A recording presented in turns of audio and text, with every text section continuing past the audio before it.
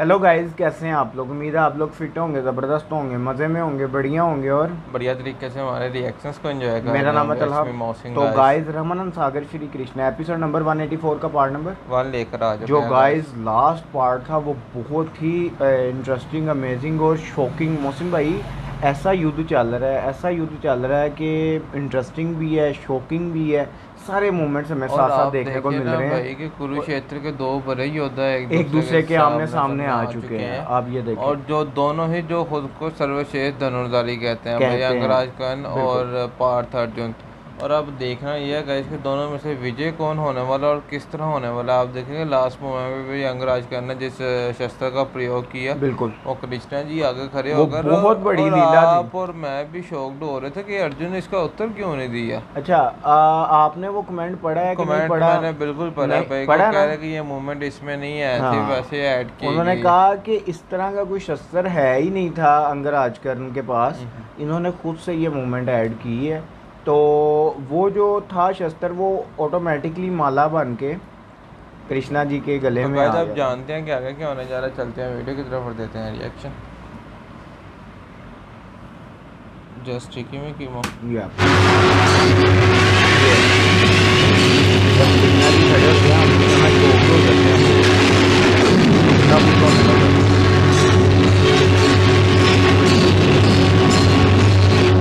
ओए!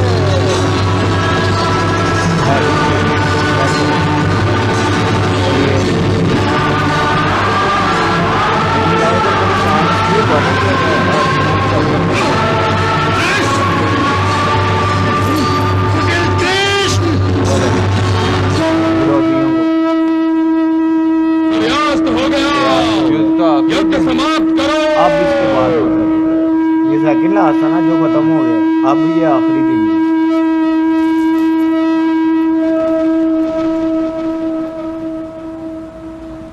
एक सारथी ने अर्जुन को बचा लिया। श्री कृष्ण कोई मामूली सारथी नहीं है महाराज। ये तो अर्जुन का सौभाग्य है कि उसे श्री कृष्ण जैसा कुशल सारथी मिला है। और ये दुर्योधन का दुर्भाग्य है कि उसे कृष्ण जैसा कोई सारथी नहीं मिला। ये भी दुर्योधन का दुर्भाग्य ही है कि उसे बार बार कृष्ण के हाथों अपनी जीत से वंचित रहना पड़ रहा है। उसकी कोई चाल सफल नहीं हो रही है। खुशी बड़ा था। श्री कृष्ण के आगे सेना तो ले कौरवों के सारे दिव्य अस्त्र भी काम नहीं आ रहे हैं महाराज। कृष्ण कृष्ण कृष्ण, न चाहते हुए भी हमें बार बार कृष्ण के नाम की माला जपनी पड़ रही है।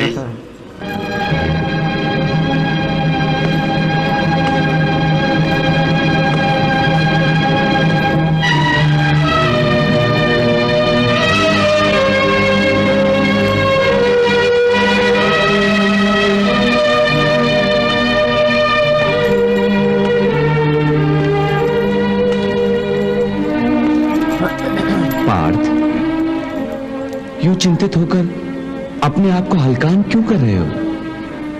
तुम्हारी चिंता करने से चिंता का अंत तो नहीं होगा ना? मेरी चिंता का अंत तो कर्ण की चिता जलाने के बाद ही होगा। परंतु आज तो कर्ण ने अपने पराक्रम से पांडव सैनिकों की कई सामूहिक चिताएं जला दी। खिला दी हैं। हाँ,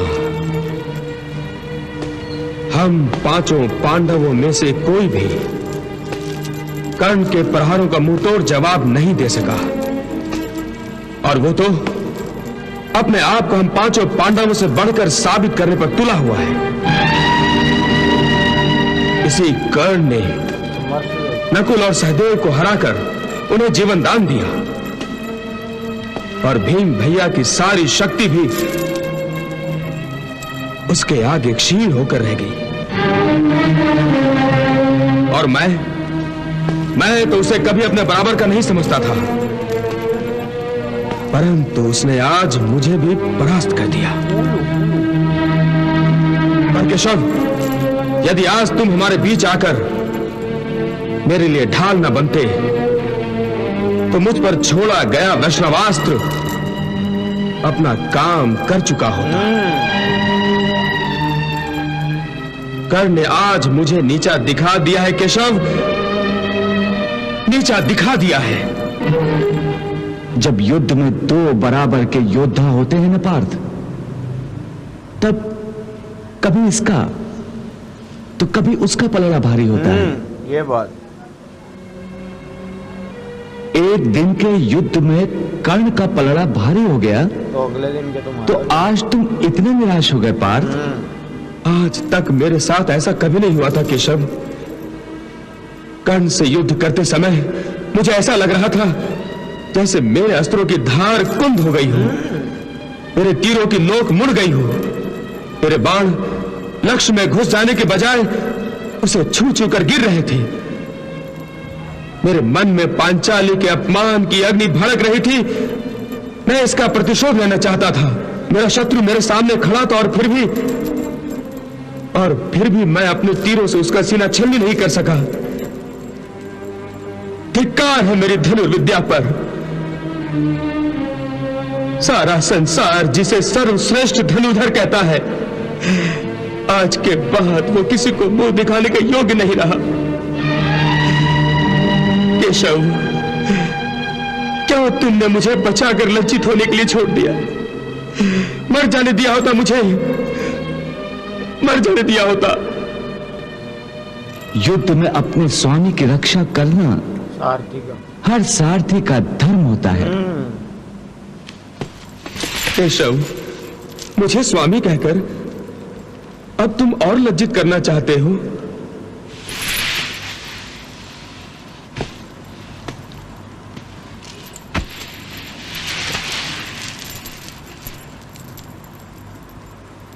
पार्थ, तुम हर बात में भावुक क्यों हो जाते हो? यह ठीक है कि मैं तुम्हारा मित्र हूं, परंतु मैं तुम्हारा सारथी भी हूं और इस नाते तुम मेरे स्वामी ही हो। तुम्हारा सारथी होकर तुम्हारी रक्षा ना करता तो मुझे लज्जित होना पड़ता। क्या तुम चाहते हो कि तुम्हारे सारथी, तुम्हारे मित्र पर लोग उंगलियां उठाएं?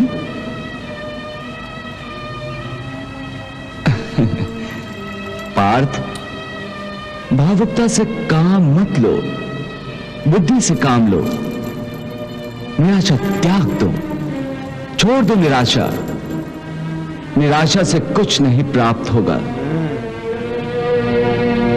और ये जो तुम्हारा क्रोध है, इस समय से लगाम दो और कल युद्ध में अपने क्रोध की बांगे खोल दो।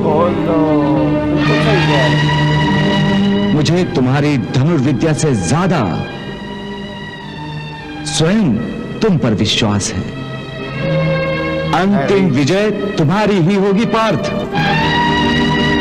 क्योंकि तुम धर्म पर हो।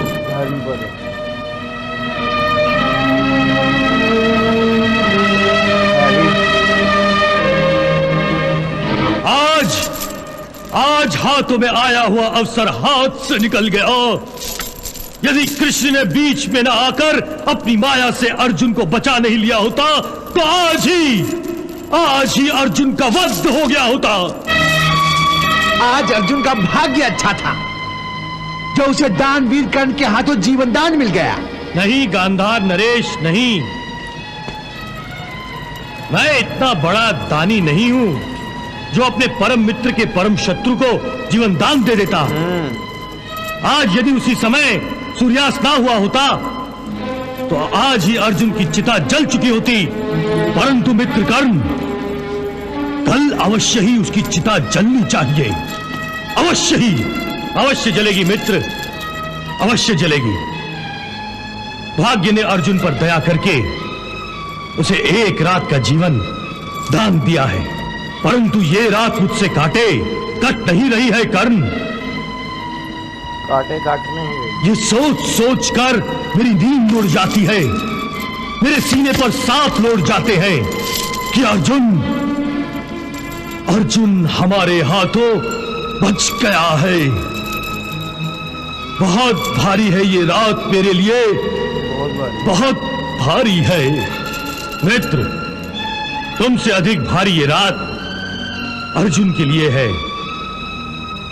वो ये सोच सोच कर मरा जा रहा होगा कि मेरे हाथों वो क्यों नहीं मरा। लज्जा से उसका सिर नहीं उठ रहा होगा। आज उसे मौत की सीमा तक पहुंचाकर उसके अभिमान को जो चोट मैंने पहुंचाई है, उन घावों को अपनी जीवा से रात भर चाटता रहेगा वो।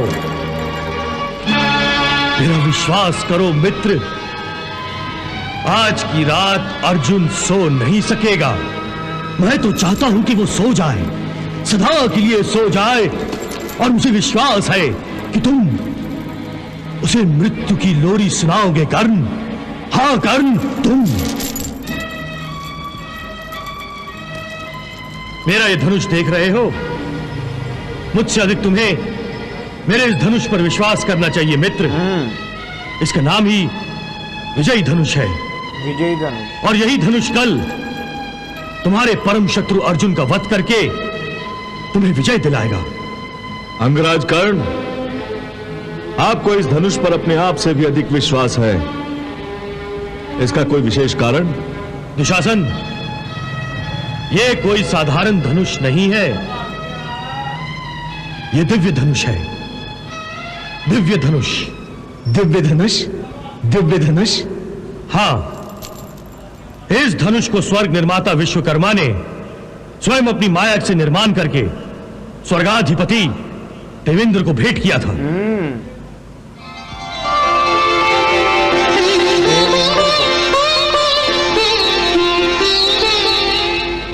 हे देवेंद्र, हम आपको यह दिव्य धनुष भेंट करते हैं, इसे आप स्वीकार कीजिए।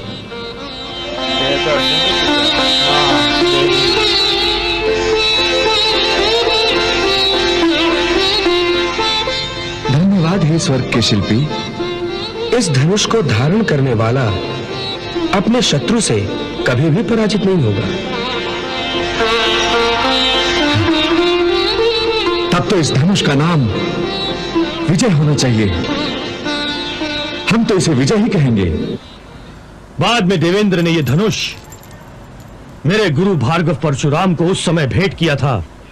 तो गाइस यहाँ ख़त्म हुआ ये पार्ट। आप देखो कि एंड पे एक नई हमें जो वो जानने को मिल रहा है कि ये धनुष जो है का धनुष, इसे विजय धनुष क्यों कहा जाता है, किसने इसका नाम विजय धनुष रखा? और उसके बाद ये धनुष है किसका था और किसने किसको भेंट किया था। और उससे पहले अगर बात की जाए तो मैं आज जो है अर्जुन, उसके मुख से अंगराज कर्ण की समर्थ देखकर यार शोक्ड रह गया। उसने कहा है कि आज उसने तो ठान ली थी कि मैं पांचों पांडव्स के ऊपर भारी हूँ।